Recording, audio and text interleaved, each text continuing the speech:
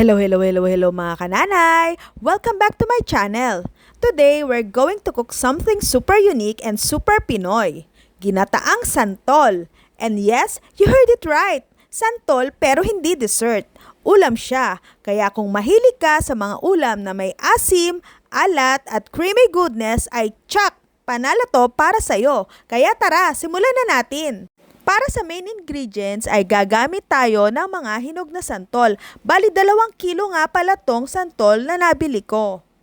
Binalatan ko lamang sila ng isa-isa at hiniwalay ko ang buto. At in fairness, matamis ang buto nito at makapal ang bulak.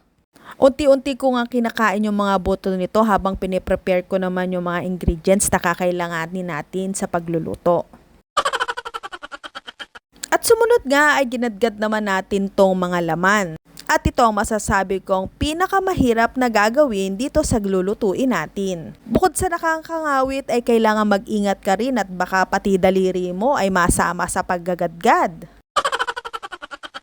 Kaya nga ang sabi ko sa sarili ko, sa susunod na magluluto ako ulit nito ay gagamitan ko na ng food processor lalo na pag marami akong lulutuin. So yun na nga, pagkatapos nating gadgarin ay naglagay naman ako ng tubig na may asin at binabad ko itong ating mga nagadgad na santol. Ibababad ko lamang sila ng mga 10 o 20 minutes para mawala yung pait at mabawasan na rin ang asim. Mga nasa 3 beses ko siyang piniga at hinugasan hanggang sa mawala ang pait o dagta nito at pati na rin mabawasan ang asim. At bilang sahog nga ay gagamit ako dito ng kalumpit langgunisa, mga 5 pirasong kalumpit langgunisa ang isasahog natin at isasama na rin natin siya sa paggisa. At pag medyo tostado na nga ang ating langgunisa at lumabas ang kanyang mantika ay ilagay na natin itong ating sibuyas. Haluin lamang natin sila hanggang sa lumabas ang aroma at nagdagdag pa rin ako ng mantika. Sumunod naman ay naglagay ako ng bagoong alamang, mga 2 kutsara siguro at sinabay ko na rin ito sa paggigisa. Ganun pa rin, walang humpay na halo hanggang sa lumabas ang aroma at ilalagay na natin ang ating mga piniga na santol. Naglagay na rin muna tayo sa umpisa ng isang gata at binanlawan natin ito para magkaroon ng tubig. Naglagay na rin ako ng pampalasang magic sarap at paminta. At syempre, hindi mawawala ang sili. Sa paglalagay naman ng sili ay bahala ka na, depende kung gaano kaanghang ang gusto mo. At naglagay na rin ako ng suka para hindi rin siya madaling mapanis kung maimbak man.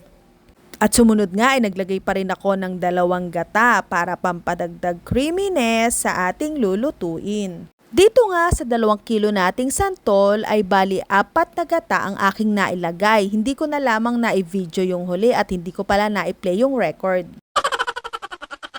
At habang hinihintay nga nating matuyuan at maglangis itong ating ginataang santol ay pwede pa rin tayo magdagdag kung kulang pa ito sa alat. Pwede rin tayo maglagay ng sugar para mabalanse o kaya anghang. Depende na rin sa hanap ng iyong panlasa. At para naman sa finale ay pwede na rin nating ilagay ang ating mga hipon. Nilagay ko to nung nagmamantika na ang ating ginataan at para hindi rin ma-overcook ang ating hipon. O ayan mga kananay, luto na ang ating ginataang santol. Grabe ang sarap, yung kombinasyon ng asim ng santol, alat ng bagoong at linamnam ng gata, sabay pa ang sipa ng anghang. Solid talaga! Kung nagustuhan nyo tong recipe na to, huwag kalimutang i-like ang video, mag-subscribe at i-click ang notification bell para updated kayo sa mga susunod nating mga lutuin. At kung meron naman kayong sariling version ng ginataang santol o ibang kakaibang putahe na gusto nyong lutuin ko, ay i-comment nyo lang sa baba, babasahin ko yan lahat. Maraming salamat sa panonood. Kita-kits ulit sa susunod na masarap na lutuin.